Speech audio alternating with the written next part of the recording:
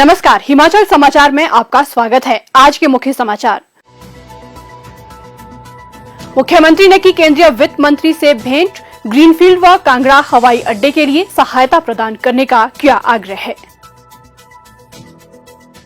मुख्यमंत्री ने केंद्र सरकार से शिमला में पर्यावरण मंत्रालय का एकीकृत क्षेत्रीय कार्यालय खोलने का किया आग्रह।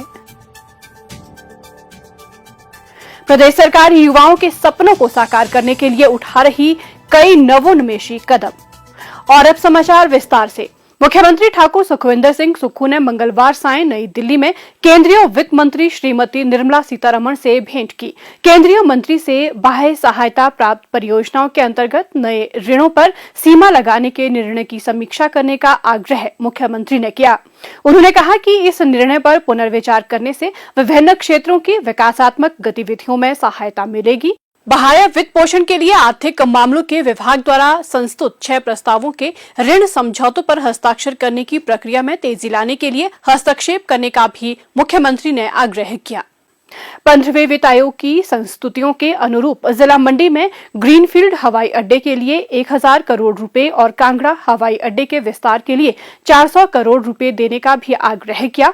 मुख्यमंत्री ने वित्त मंत्री से वर्तमान वित्त वर्ष के लिए नेशनल पेंशन स्कीम अंशदान की राशि के बराबर राज्य की अतिरिक्त कर्ज लेने की सीमा को कम करने के निर्णय की समीक्षा करने का आग्रह किया। उन्होंने सामरिक महत्व की भानुपल्ली बिलासपुर लेह रेलवे परियोजना को 100% केंद्रीय वित्त पोषित परियोजना घोषित करने या बैरी तक विस्तार के दृष्टिगत राजस्व साझा करने की प्रणाली की संभावना तलाशने का भी आग्रह किया। मुख्यमंत्री ठाकुर सुखविंदर सिंह सुक्खू ने मंगलवार को नई दिल्ली में केंद्रीय पर्यावरण वन एवं जलवायु परिवर्तन मंत्री श्री भूपेंद्र यादव से शिष्टाचार भेंट की। उन्होंने केंद्रीय मंत्री से राष्ट्रीय महत्व की परियोजनाओं के लिए तेजी से वन मंजूरी प्रदान करने के उद्देश्य से शिमला में मंत्रालय का अलग और पूर्ण रूप से कार्यशील एकीकृत क्षेत्रीय कार्यालय खोलने का आग्रह किया। मुख्यमंत्री ने केंद्रीय मंत्री को अवगत करवाया कि राज्य सरकार प्रदेश में राजीव गांधी डे बोर्डिंग स्कूलों का निर्माण करने जा रही है। एक परिसर का निर्माण लगभग 5 हेक्टेयर क्षेत्र में किया जाएगा। उन्होंने पहाड़ी क्षेत्रों में स्कूलों के निर्माण के लिए वन संरक्षण अधिनियम 1980 के तहत वन भूमि डायवर्जन की सीमा में छूट प्रदान कर इसे बढ़ाने का आग्रह किया। मुख्यमंत्री ने एकलव्य मॉडल आवासीय स्कूलों में ये सीमा 6 हेक्टेयर और डे बोर्डिंग स्कूलों के लिए 5 हेक्टेयर तक बढ़ाने का आग्रह किया। राज्य सरकार को वन संरक्षण अधिनियम 1980 के तहत 5 हेक्टेयर तक गैर वानिकी उद्देश्य के लिए वन भूमि के परिवर्तन को मंजूरी देने का अधिकार प्रदान करने का भी अनुरोध किया। मुख्यमंत्री ने अवगत करवाया कि राज्य सरकार ने प्रदेश के सभी जिलों में हेलीपोर्ट बनाने का निर्णय लिया है। ये प्रस्ताव अभी भी मंत्रालय के पास लंबित हैं। इन प्रस्तावों को प्राथमिकता के आधार पर स्वीकृति प्रदान करने का मुख्यमंत्री ने आग्रह किया। केंद्रीय मंत्री ने राज्य को हर संभव सहयोग देने का आश्वासन दिया। कुछ कर गुजरने का जज्बा अगर आपके दिल में है तो सफलता खुद आपके कदम चूमने लगती है। प्रदेश सरकार युवाओं के सपनों को साकार करने के लिए कई नवोन्मेषी कदम उठा रही है। जिला मंडी के द्रंग क्षेत्र के प्राचीन गांव नगरोटा की सुश्री मंदाकिनी शर्मा और सुश्री प्रियंका भारद्वाज का आम जीवन उस समय खास हो गया जब उनके स्वावलंबी और आत्मनिर्भर बनने के सपने को प्रदेश सरकार का साथ मिला। सुश्री मंदाकिनी शर्मा ने उद्योग विभाग से वर्मी कंपोस्ट बनाने के लिए 7 लाख रुपए का ऋण लिया। इस राशि से उन्होंने वर्मी कंपोस्ट तैयार करने वाले विशेष केंचुए तथा अन्य आवश्यक संबंधित सामान खरीदकर वर्मी कंपोस्ट बनाने का कार्य लक्ष्मी ऑर्गेनिक के नाम से शुरू किया। घरेलू कामकाज निपटाने के बाद वे अपने सपने को हकीकत में बदलने के लिए जुट गई। खुद हम दोनों गृहिणियां हैं, फ्रेंड्स हैं, तो हमने सोचा क्यों ना इस कार्य को शुरू किया जाए। हमने ऋण लिया और उसमें से हमने केंचुआ और अन्य सामग्रियों को खरीदकर वर्मी कंपोस्ट के लिए कार्य शुरू किया।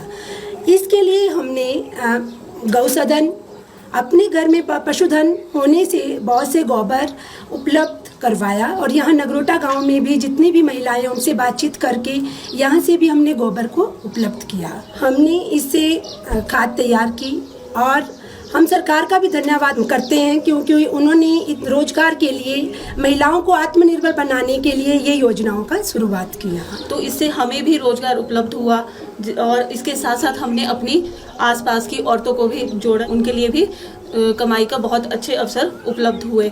इसके साथ साथ हम अपने पतियों का भी धन्यवाद करते हैं कि उन्होंने हमारा सहयोग किया इस काम में, अपने फ्री टाइम में हमारे काम के लिए उपलब्ध रहे। इसके लिए हम सरकार का बहुत बहुत धन्यवाद करते हैं। इस काम में गांव के अन्य महिलाओं को जोड़कर उनके लिए भी रोजगार के द्वार खोल दिए।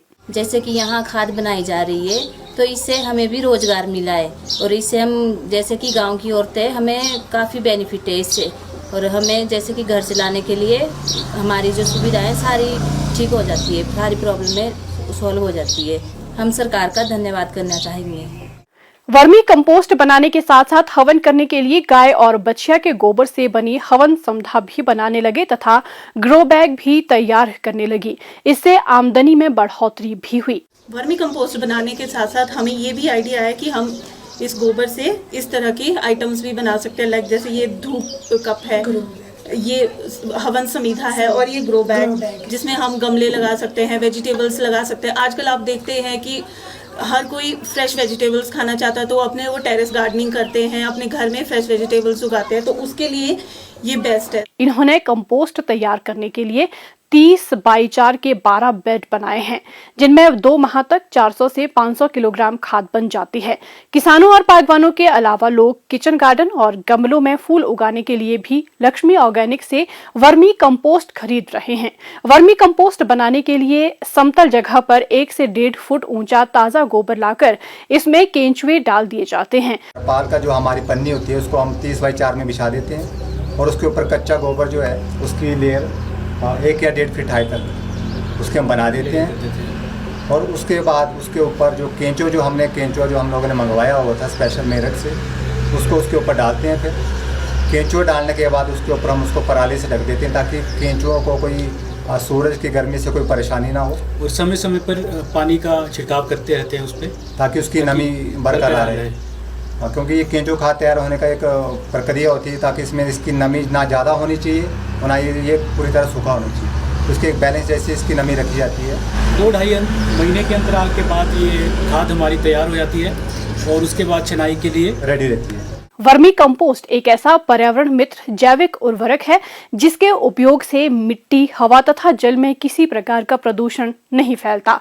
वर्मी कंपोस्ट में पोषक तत्वों की मात्रा भी अधिक होती है। इसके प्रयोग से मिट्टी की भौतिक संरचना में सुधार, पौधों की जड़ों का विकास, पैदावार में वृद्धि, भूमि की उर्वरता तथा पौधों की रोग प्रतिरोधक क्षमता में वृद्धि होती है, जिसका सीधा फायदा किसानों और बागवानों को मिलता है। प्रदेश में सुख की सरकार जन कल्याण के लिए अपार प्रयास कर रही है। हिमाचल समाचार देखने के लिए सब्सक्राइब करें YouTube channel information and public relations department HP, follow करें ट्विटर @DPRHP, लाइक करें Facebook page information and public relations department Himachal Pradesh, visit करें वेबसाइट www.himachalpr.gov.in। इस अंक में इतना ही। कल फिर होगी मुलाकात। दीजिए इजाजत। नमस्कार।